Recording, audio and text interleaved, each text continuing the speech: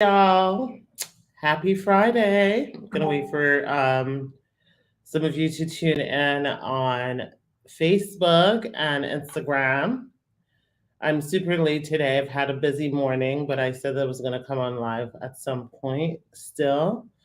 Say hi in the comments. Let me know where you're tuning in from. If this is your first time, definitely let me know where you're tuning in from and let me know it's your first time so I can give you a shout out. Um, Good afternoon, Instagram, Facebook, YouTube. Um, Facebook is a bit dark here. I'm working without so much of my lighting equipment today, but because I promised I was going to go live, that's why I'm live. Um, Linnabelle Cuisine from Atlanta. Hey, I'm in Atlanta too. What kind of cuisine do you have? Put it in the comment. I like to try new food. Maybe I will stop by to get some food. Hi, Peace on YouTube. She says this is her first time. And apologies if you see me going left to right. I am kind of like navigating two screens. Hi, Nikea on YouTube. Mohammed from New York. Let's see who else is here. Hey, Boo for the Boolas. Sonia from Ohio, Florence from Atlanta, Sher from Destin, Florida. So today, really, you guys can jump into your questions. Let me introduce myself formally. I'm an immigration attorney. My name is Aisha Chidole, and I represent clients all over the United States with their immigration matter. We have offices in Atlanta, Georgia, which is currently where I am, and in Orlando, Florida. But we represent clients in all 50 states. Your location really doesn't matter. Immigration is a federal law, so we can represent you from wherever. You can always call 407 995 6567. You can also send a WhatsApp to 404 333 8751. Today, I'm just hopping on live to answer some frequently asked questions. I know over the last live, there were a bunch of questions I couldn't get to. So this is your opportunity to ask me your questions so I can answer them. Let's see what we have so far. So Untitled says, I have an alien number. Can I use that to get my driver's license in Atlanta? The answer is no. You cannot use an alien number to get your driver's license in Georgia. So if you have an alien number, the follow-up question for you is, do you have a pending petition? So if you have a pending petition, i.e. you have an I-485, once you get your work permit that's associated with that, then you will be able to get a driver's license with that. So just with an alien number, that's not usually enough. Somebody says, we're in Atlanta. Well, our office is in Roswell, Atlanta. I said Roswell, Atlanta, Roswell, Georgia. I am still learning geography in the state of Georgia, so it's hard for me to explain, but it's in Roswell, Georgia. It's 1455 Old Alabama Road. Roswell, Georgia. We are still working on our office. So it's not yet open for in-person consults. We can do the consults via Zoom or via phone, but soon you'll be able to come into the office for your appointment once renovation is complete. Sandra says, I live in the Bronx. Hey, and I'm at work. You're looking lovely as ever. I guess the pollen letting you glow more. Look at my Zyrtec right here. That's to show you guys, like, the Georgia allergies is just off the chain. Like, I am definitely struggling. I think that my body just needs to adjust to all those trees. In Florida, we have palm trees, but just not, like, there are trees everywhere here in Georgia. Good morning, afternoon, Lovelettes. MK Cash Money. Happy Friday. Happy weekend to you, Yonkers. All right, let's see what other questions. Boo for the Bull says, glad you finally made it today. Hope your interview went well as always. Yes, it did. Thank you so much for asking. Abeni says, I filed for VAWA since January this blank. No prima facie up until now, only biometrics. Is that normal without a prima facie? Prima facie is honestly very, sometimes they're delayed. Sometimes, depending on who your officer is, you may not get a prima facie determination letter for a couple of months. Most people will get it somewhere between 3 to 6 months. Generally, if it's longer than that, one of the things that you obviously want to be concerned with is, did the case you submitted, did it not meet the minimum requirements to allow you to get a prima facie? Usually, if there's no prima facie, eventually you're going to get a request for additional evidence telling you that your case didn't meet the minimum standards to get a prima facie. So, but you're still okay. It's been 5 months. Hopefully, you get something in the next couple of weeks or next week. If not, you may have to obviously supplement your application. Let's see. Yeah, Katie says they told me you're not open yet in Atlanta. Yes, to the public, we're not, because we're doing construction work in the office. So we're not allowing people come into the office until we finish with construction work. Boo for the Bullet says, can I personally send a gift to appreciate your time, love, and support? Of course, we love gifts here. So you can send a DM. And we can send you the office mailing address, and feel free to send it. We appreciate it. Little Bell Cuisine says, I make meat pie, chin chin, and all kinds of pastries, like jollof rice, mama. Girl, I am definitely going to be calling you. My kids love meat pie and chin chin, so I will be calling you for that. Um, I will be calling you for that. Just send me a DM where you're located or your contact information. Okay. So even on YouTube says, this is what makes you stand out from the rest. Coming on live makes you a serious lawyer. Thank you so much. I appreciate it. Okay, let's see what other questions you guys have. Ramoy Davis says, good afternoon. If I get advanced parole on my EAD, is it safe to travel? Because I've been advised against it. So I was wondering, what is the reason of having it and you can't use it? So the question is, who is advising you against it? So that's a very like a blanket statement. I don't know who's advising you to. I don't know if you have legal counsel or a lawyer that's representing you.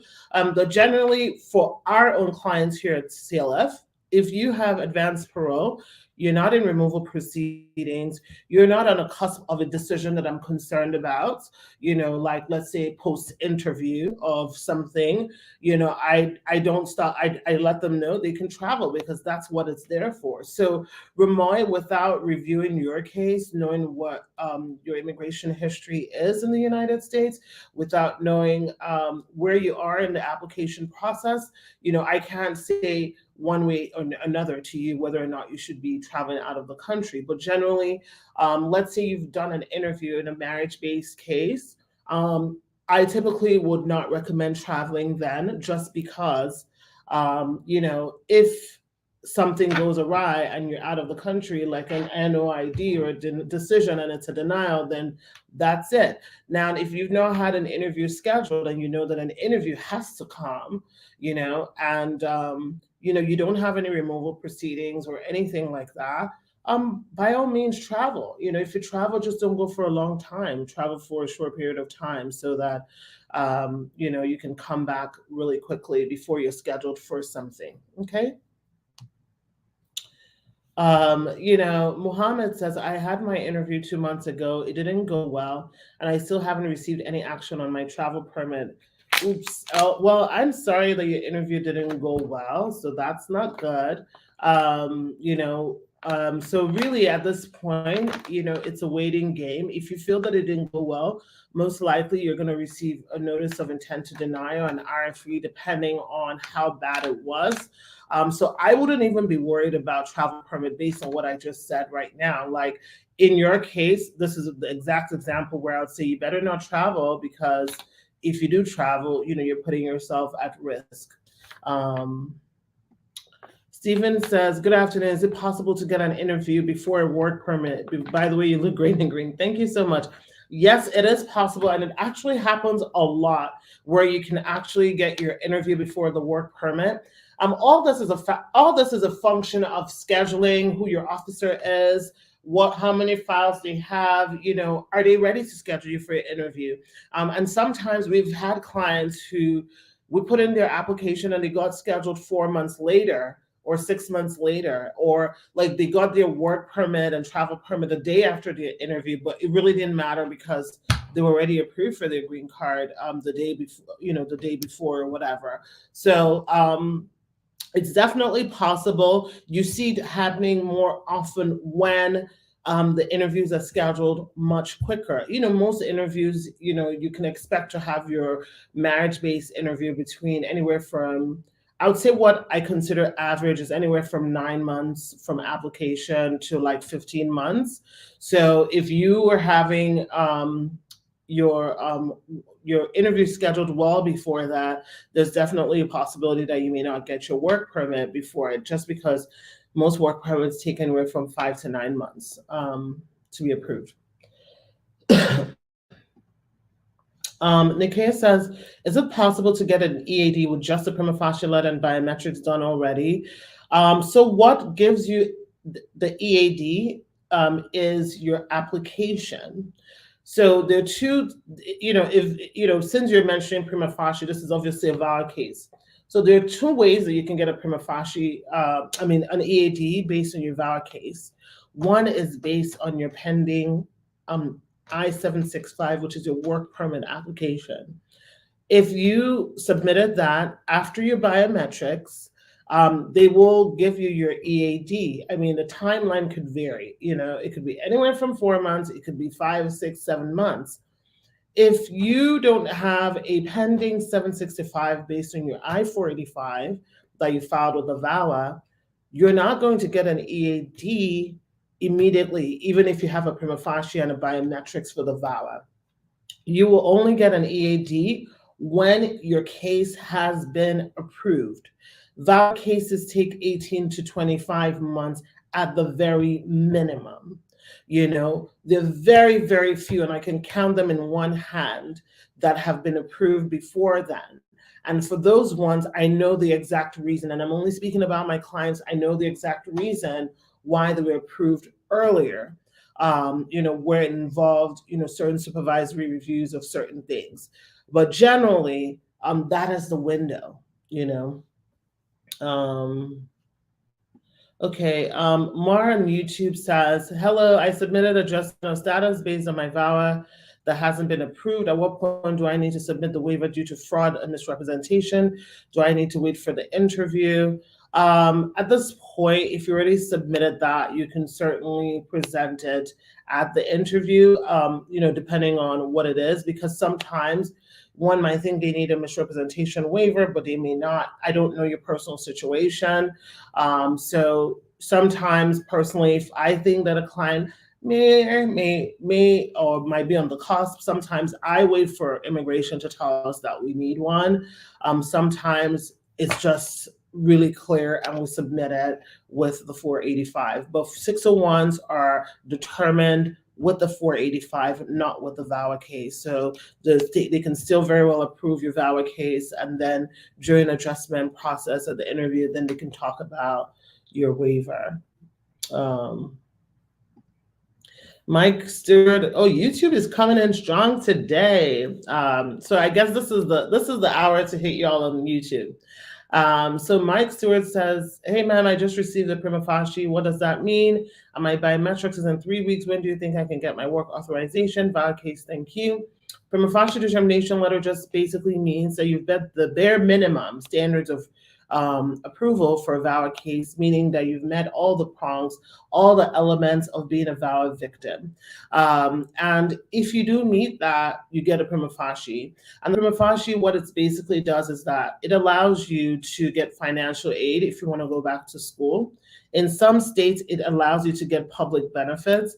This is very state specific. So no, I cannot answer any question if anybody's asking me about their particular state. So you have to find out from your own state's public agency if there are any public benefits, like food stamps, housing, or whatever that it can provide for you.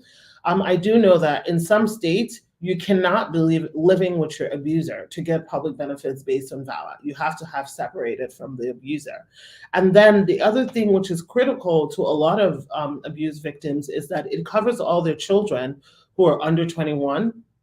and who are not US citizens. So it doesn't matter where your child lives, whether they live in the United States, whether they live in outside of the US, whether or not they've met your husband or your wife or whatever it is.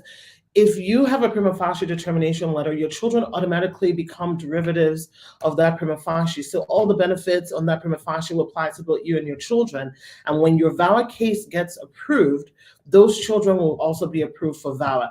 Keep in mind, a VAWA approval is different from a green card approval. If you submit a VAWA application and a green card application together simultaneously, the VAWA approval has to happen first before you're scheduled for the green card interview. The green card interview is basically interviewing you for what we call inadmissibility grounds, like what on your 485 form is going to make you inadmissible. So at that point, they're really not focused on your VAWA because you've been approved and established that you were in a good faith marriage, your spouse was extremely cruel, or you were in your parent was extremely cruel, or your child was extremely cruel.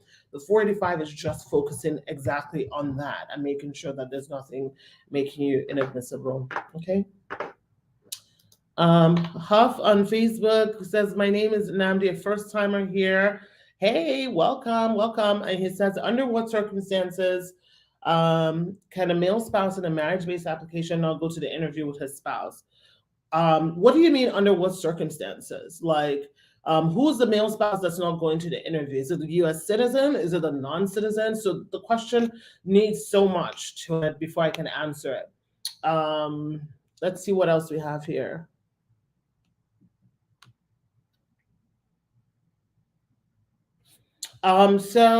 Untitled says, can a person with a work permit get FAFSA grants for school?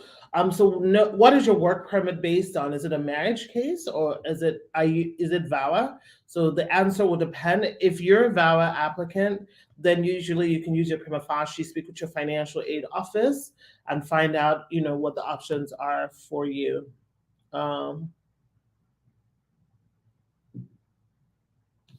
Okay, so Manny said, if you just got married, could you start the immigration process? And what is the first step? If you just got married, yeah, you can start the immigration process. The first step is calling me 407-995-6567, and I will walk you through that. Schedule a consultation, okay? So Linabelle says, please, how long exactly does it take for VAWA to be concluded? Like I just mentioned, it can take anywhere from like 18 months to 25 months. It just varies depending on, who it is. That is the average. Whenever I give you guys timelines, like I always say, this is the average, meaning 80% of people are going to fall in this window. There are always going to be people that their stuff gets processed later or their stuff gets processed earlier. Earlier is exception, really, really very, very limited, but that's the window. Okay, so Kimmy says on YouTube says, my friend filed for VAWA in March of 2020, got 4 prima facies and did biometrics in July 2021. However, he just remarried. Oh my God. Hold on one second, guys. Let me turn off my alarm. This is terrible. He just remarried his high school sweetheart, and USCIS sent him a notice a week later.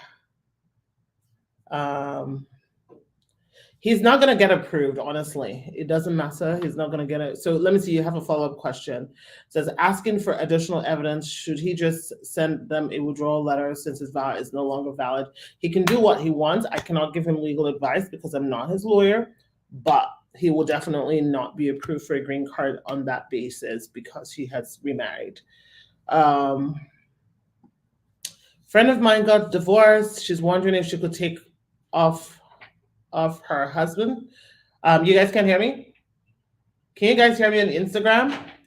All right, hold on. I was just told that you guys cannot hear me on Instagram. All right, guys, hold on. Let me see what's going on. Can you guys hear me now on Instagram? Comment if you can hear me. All right. Yes, you can hear me? You can hear me? Okay, you guys can hear me on Instagram. Awesome. So hopefully everybody else can hear me. For those of you who missed, somebody asked a question basically saying that their friend filed for VAWA in 2020 and did the biometrics, got their prima facie, and then they went to marry their high school sweetheart. So what I was basically saying is that as soon as you marry, basically your VAWA case becomes null and void.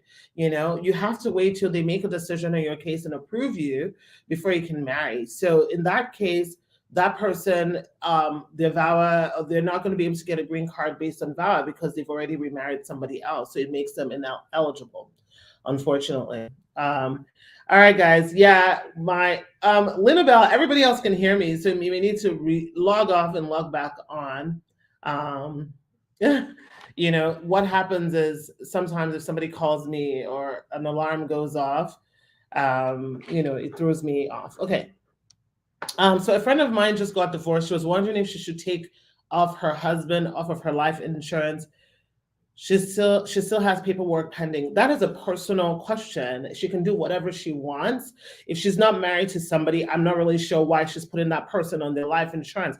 Imagine you just got divorced and then, you pass away, God forbid, and then find out that your ex-husband is getting like, I don't know, $1 million, and that's your ex-husband when that money should be going to maybe your child or your next of kin. So that is a personal choice that she has to make. But me personally, if I was not married to somebody, that person would not be listed on my life insurance as the beneficiary of my life insurance. So hope that helps. Dinma says, what last name do you use in VAWA? Do you use your last name or spouse last name? I find this question so funny. Why do I find this question so funny? Because I can't tell you how many people that come to our office and just decide what last name they're going to use. It doesn't work that way. You use whatever your legal name is. In the United States, you use whatever your legal name is. If you took your spouse's name when you got married, in certain states, when you get married, your marriage certificate, like in New York, for instance, I got married in New York, and it specifically says there, are you changing your last name? And it says your new surname. So I'm using New York as an example. If you've legally changed your new surname, whether or not you and your spouse are fighting, you can't just drop the name. You only drop the name by divorce, or by if it's not by divorce, by court order, or you wait until you are doing your naturalization application, and you can also change it then. So you can't just pick and choose what name you want to use. You pick whatever your legal name is as of the time when you're filing an application. We've had clients say, no, this is my name. I don't want to use my husband's name. Like, look, they're going to send us an RFE. You're going to waste our time, and we're not going to be able to get your stuff because they're going to be like, we need the correct name to put the stuff on there. So just use whatever your name is, okay? Okay. Hi, Amelia. Good afternoon. Good afternoon, Davis. All right, let's see. Eben says, how long does it take with naturalization from start to finish? Naturalization can take anywhere from 2 months to like 18 months. I've had clients who we got their case approved in 2 months, and they will tell you if they're on the live right now. And then I've also had clients where it takes 15 months. It all really depends on the field office. So if the field office has a backlog, then you experience a backlog. Again, some field offices can have backlogs, and you might just be assigned to an officer who doesn't have a large caseload, and they can make the decision quicker. So it really varies. One way you can check your particular field office is you can just go on USCIS processing time, just do Google search, and then type in your city where your field office is, and it will tell you what the average time is in that city. So let's see. Okay. All right, Instagram. Let me see some of you guys' questions. So somebody says, is it safe to travel while your I-485 based on VAWA petition is processing?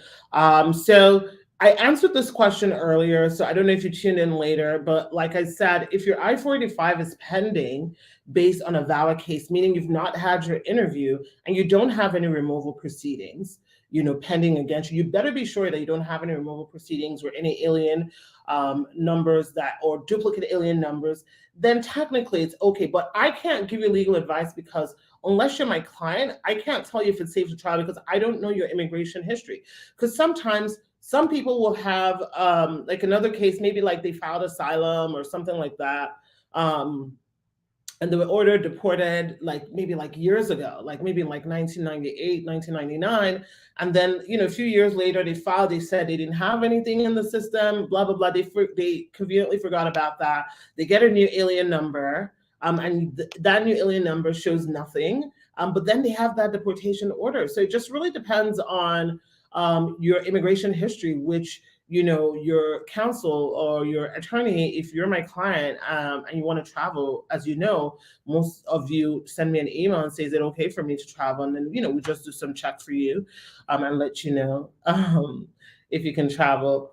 David says, surprised to see you online this time. I know I'm supposed to be online at 10 o'clock, but I had an interview and another appointment today, which is why I am here late. But I said I was going to come, so that's why I'm here. Okay, so let me see what else we have here. Super Style says, if someone gets a prima facie a month after filing for VAWA, is that a good sign? It means absolutely nothing. A prima facie, if you get a prima facie in month 1 versus month 5, it means absolutely nothing. There's no extra treatment. There's no extra, what I mean when I say it means nothing is that somebody who got it 5 months from now should not feel bad versus somebody who got it 1 month from now thinking, oh, I got it 1 month, I know my case is going to be approved, because a prima facie is a prima facie, which means that you have established, that you meet the bare minimum. So it doesn't matter how early or late you get it, as long as you get it. If you don't get it, then that's a problem. If you get it, it's still not a guarantee, but at least it shows that your case is moving in the right direction. And, even if they come back with certain things, you've met the core bases, basically. Okay. All right, let's see. One more question here.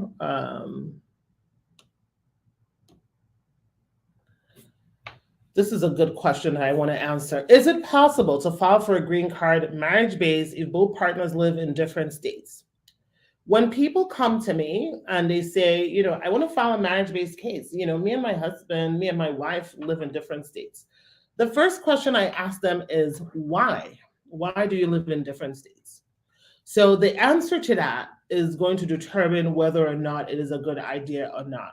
Now, if you say, I'm in nursing school, I'm about to finish my program, my spouse is a licensed, I'm just picking random things here. My spouse is a licensed attorney in Georgia, and so he technically can't move here because he's going to have to take the bar. And I technically can't move there because I'm going to have to start like whatever program again. So we're just waiting because I have 1 more year or whatever it is. To me, that is an excuse that makes sense. That is an excuse that any ordinary, reasonable person can understand. Versus you saying, well, I just don't like the weather in Seattle, so I'm not moving there. I like Florida. I'm just going to stay here. With that, very likely you're going to get a denial. So when you're thinking of living apart from your spouse, you really want to show that the reasons make sense. And if you are living apart, you really want to show heavy proof of the legitimacy of your marriage. Heavy proof. You can't be living in 2 different states and you're seeing each other once every 3 months. That is a red flag.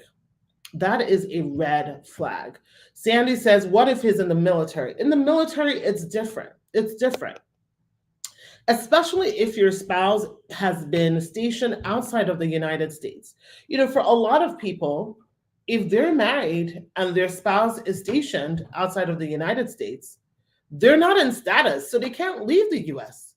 Because if they leave the US, they're not going to be able to come back if they've overstayed their time. Do you understand the difference? So in that case, it makes sense that you would not leave, because if you leave, if they station your husband to Japan, and you go to Japan, you're not coming back to America with him when he's done because you overstayed your time there. So in that case, it makes sense. Whereas sometimes, a client is still in status and they move and choose the consular process from wherever their military base is and stuff like that. So, military exceptions definitely exist. You just really need to show the bona fides of your marriage. Like I say to you guys, you have to understand that USCIS, they're not dumb. They're not like sitting there saying, how many people am I going to deny today? And I want to deny people. They just really want you guys to show the legitimacy of your marriage. Like you just really, and I say this all the time, I know it's not fair to a lot of people applying for green cards where they feel like even regular married couples don't have to worry about certain things, or oh, I don't remember the elementary school my husband went to, or I don't remember the elementary school my wife went to. When you're in the immigration process, you got to look at it as an exam. They're using a fine-tooth comb to really study the relationship to make sure that this marriage is not fraudulent. So the standards are much higher. So whatever you need to do to make sure that you're showing that your marriage is really legit, then you do that. You know what I mean?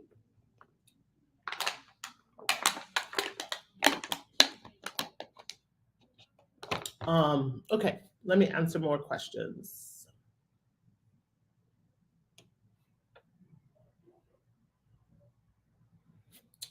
Latin Beatty says, what can I do if my husband used me to get his green card? Well, obviously I don't know you. I don't know how your husband used you. And unfortunately, I'm sorry about that.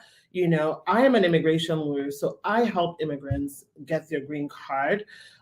So I don't know what the alternative is for people who are being used by immigrants. Maybe you can reach out to your local, and I don't know, like your local police officers, if there was something fraudulent done to you, DOJ, whatever.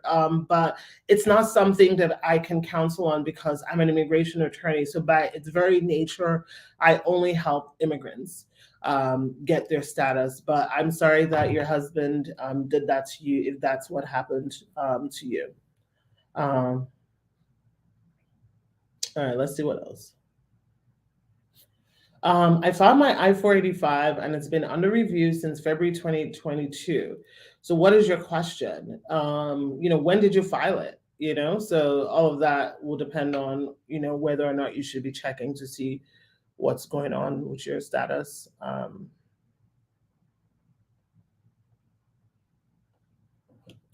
right, let's see what else we have here.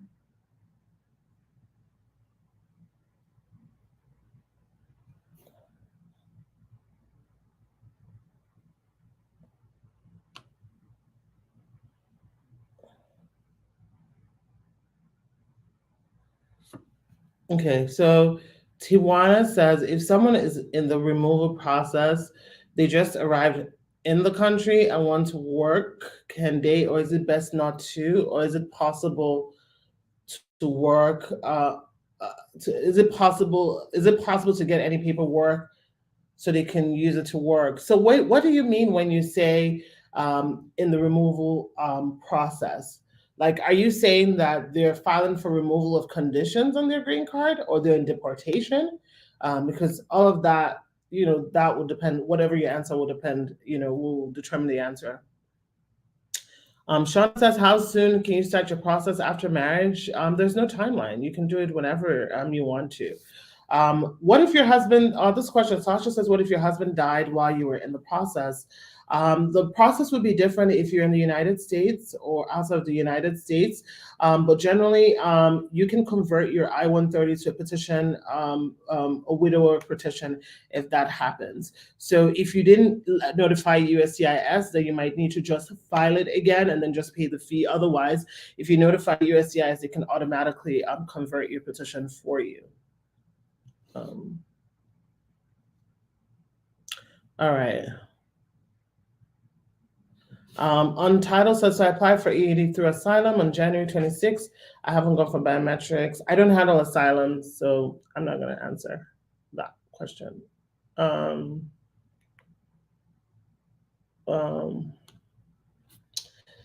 Somebody says, what will happen if I get divorced after I file in 10 years?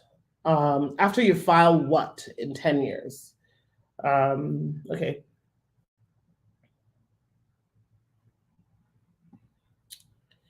D. Elias says, is it possible to transfer the priority date for pending I-130 to my new I-360? The relationship turned abusive. Well, it it depends. It depends on what your abuser is. Are they legal permanent residents or U.S. citizens? Because if they're U.S. citizens, it really doesn't matter because visas are immediately available to you, and you don't need to worry about the priority dates. Okay.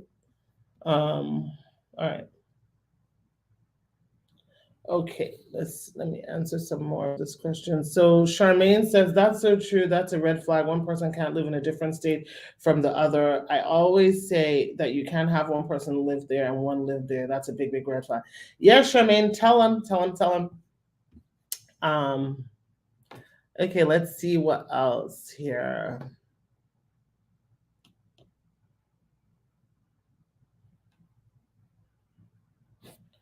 Somebody says, is there a 90-day rule remarriage and adjustment of status? Yes, there is a 90-day rule.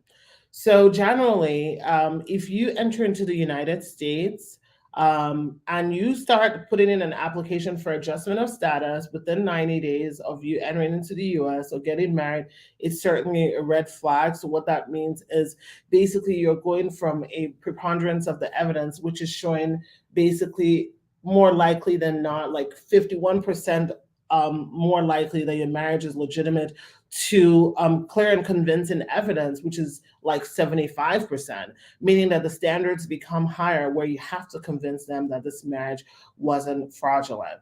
So, and the same also applies if you came here on like a student visa, and within like 30 days, you're like married and ready to file for adjustment of status.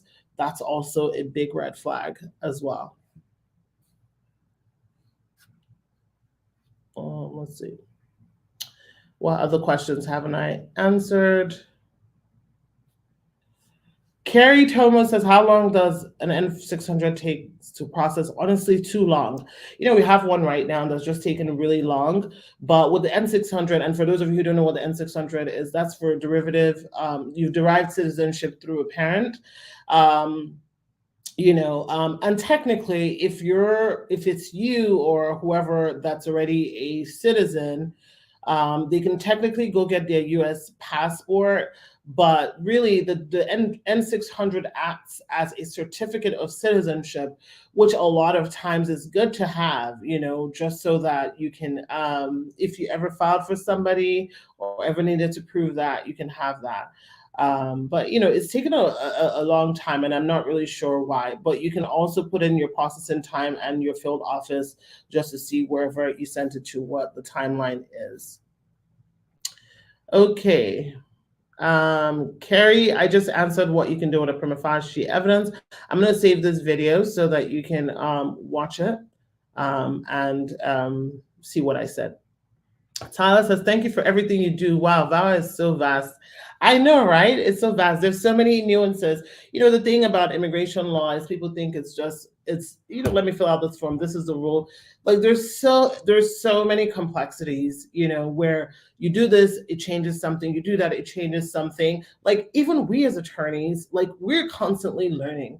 Like, I get emails from USCIS and I'm like, oh my gosh, what's the new rule? Like once the email comes and I have to study, to learn this stuff, or like they will subtly change the forms and you don't even know the forms are changed because there's no big announcement. Like, so you really need to be on top of the laws and how they're changing it. And immigration really is a political it uses a political pawn in this country. What I mean by that is depending on who's in office, the immigration laws change. So like we're literally, oh gosh, my hair keeps flying in my face. We're literally learning new laws every 4 years, depending on who is in office.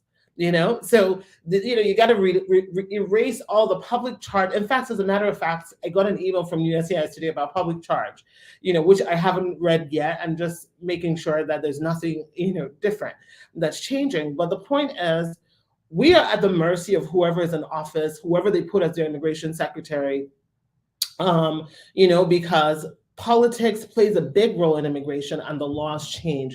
So when you have something as important as immigration, yeah, it's all well and good that you guys come and listen to me live. I love that you guys join me live. Thank you. And I appreciate you coming on live to listen to me. But you should be using a competent legal counsel because this is something that's very important to you. And a lot of times, mistakes, the most painful clients for me are clients who come to me after they literally messed up their whole immigration history and there's literally nothing that we can do to overcome. Because I always say that I'm good but I can't turn water into wine. Like, I'm not Jesus. And sometimes you literally need Jesus at this point in the miracle. Obviously anything is possible and we'll always try, but when you have something so critical or so important, it's really important that you are hiring someone who is competent to help you with this. If you've ever heard the saying about penny wise and pound foolish, let's juxtapose this. For example, I don't want to pay my lawyer $4,000, $5,000. I'm just throwing out an arbitrary number. I can do it myself. You go ahead and do it yourself. You mess it up. You go to your interview. They send you a letter saying, denying you, saying, saying basically you don't have enough evidence to show that you entered it into a good faith marriage. This is a potential marriage fraud case. Let's say it's already taking you 2 years, right, to deal with that stuff. Now you're going into appeal or you're filing a new adjustment of status case. That's an additional 4 years, right? In 4 years, how much money could you have made? If you were working legally and you were living your life legally, how many of your family members could you have gone to see, right? So in the grand scheme of things, that amount is nothing to the cost of your freedom, because at the end of the day, like I say to people, you're worth it. We as a society, we're willing to pay for things that don't really change our lives in any way, but this is something that changes not only your life, as an immigrant, it changes the trajectory of your family's legacy, your family's life, so it's something important, and that's something that you should take seriously and make sure that you have somebody who's competent that's handling it. Anyway, guys, I am tired. I have to get back to work. So I will be joining you guys back on Tuesday at 10 o'clock. So tune in. If you didn't start in the beginning, I'm going to... That's my husband on the live saying, I know you ain't Jesus, but you sure got his smarts and favor. Well, thank you. Thank you, Chinadu. That's my husband messing with me. Yeah, so as I was saying, guys, I will be on live on Tuesday at 10 o'clock. If I didn't get to answer any of your questions or you have personal questions, schedule a consult. Schedule a consult and know what's going on, with your case, or, if you have options. My number is 407-995-6567. Also, you can send us a WhatsApp if you want us to call you to schedule, as long as you're within the United States. It's 404-333-8751. All right, guys, have a wonderful weekend, and I'll talk to you guys later. Bye.